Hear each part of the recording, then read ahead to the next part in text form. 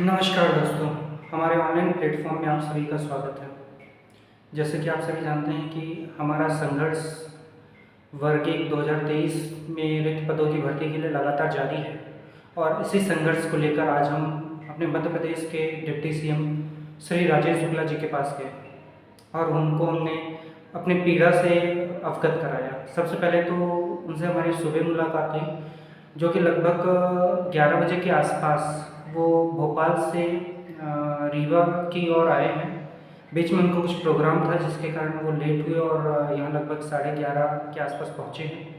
उसी बीच में उनके निज निवास अनैया में गया और वहाँ पे उनको मैंने अपनी पीड़ा से व्यक्त कराया, जो कि हमारे रिक्त पदों में भर्ती के लिए। और ये मुद्दा जो रुका हुआ है, हमारे जो वल्लभ भवन में अधिकारी हैं उनका हमने नाम बताते हुए उनको अवगत कराया कि ये अधिकारी हमारे मुद्दे को रोक कर रखे हैं और उन्होंने हमारी पीड़ा को समझा और फ़ोन भी लगाया।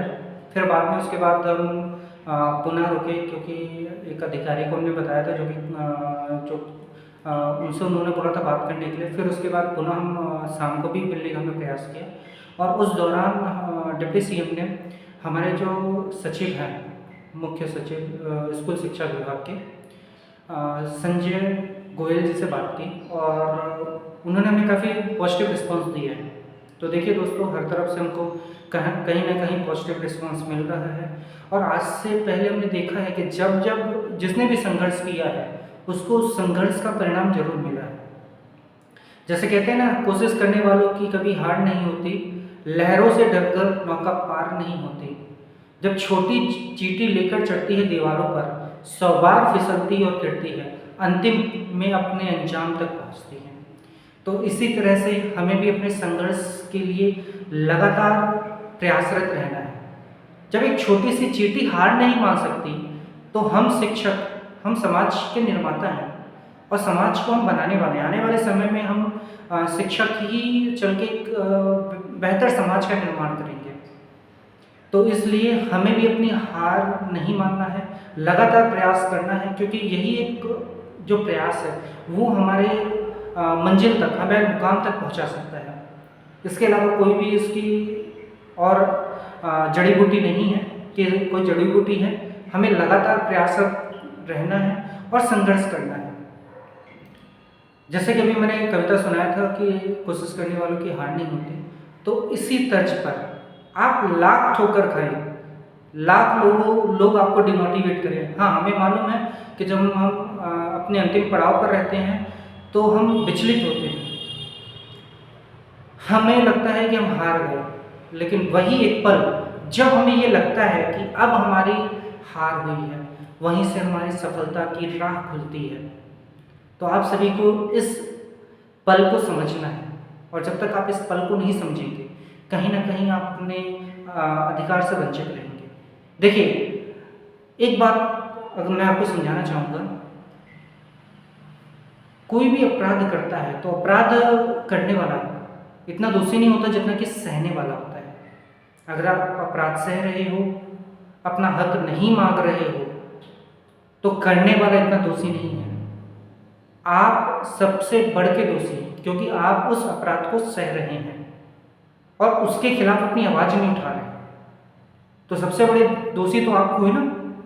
तो जब सरकार आपका पद आसानी से नहीं देना चाह रही है, हमारे जितने भी अधिकारीगण हैं, चाहे सचिव हो, उप सचिव हो, अपर सचिव हो, जितने भी हों, वो हमें लाख डिमोटिवेट करे, लाख हमें हमारे पद के लिए बोले कि नहीं, आपका पद नहीं है और ये वैकेंसी पुरानी हो गई है, ये वैकेंसी कुछ भी बोले। देखिए, अधिकारियों का काम है बोलना।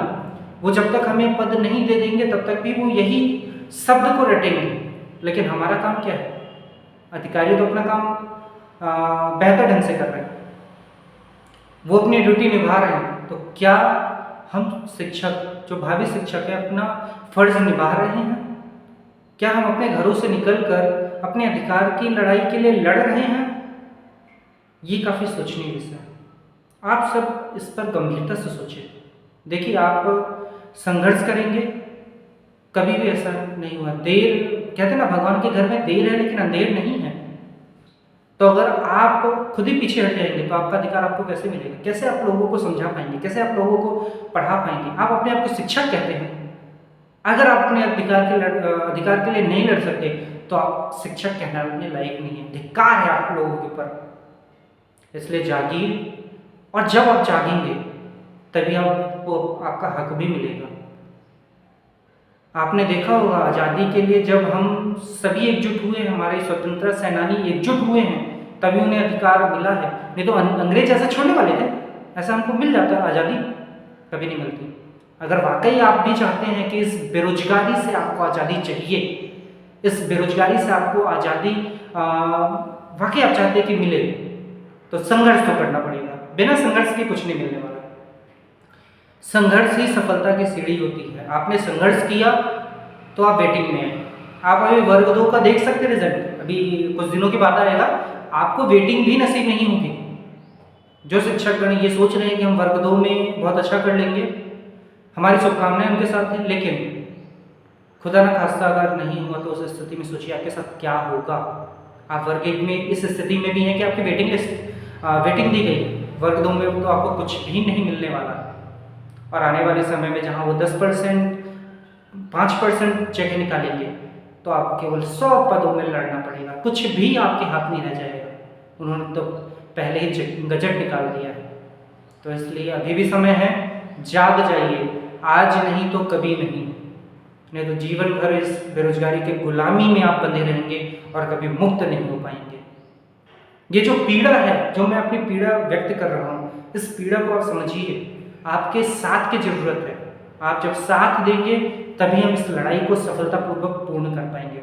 इसलिए मैं आप सभी से आशा करता हूँ कि सोमवार और मंगलवार जो भी हमारे शिक्षक हैं, हमें ज़्यादा संख्या नहीं चाहिए, 3 से 4 शिक्षकों या अभ्यर्थियों की संख्या भोपाल जाए और भोपाल में जाके वल्लभ भवन हमारे जो विश्वास सारंग जी हैं, डिप्टी सीएम साहब हैं जगदीश देवड़ा, राजेश शुक्ला जी, इनके पास जाए। यही हमारे पद को खुलवा सकते हैं और हमारा उद्धार कर सकते हैं।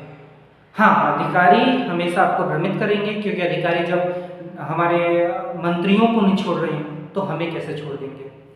हमारा काम है लड़ना। हम अपने हक के लिए लड़ाई लड़ेंगे और विजय प्राप्त करेंगे।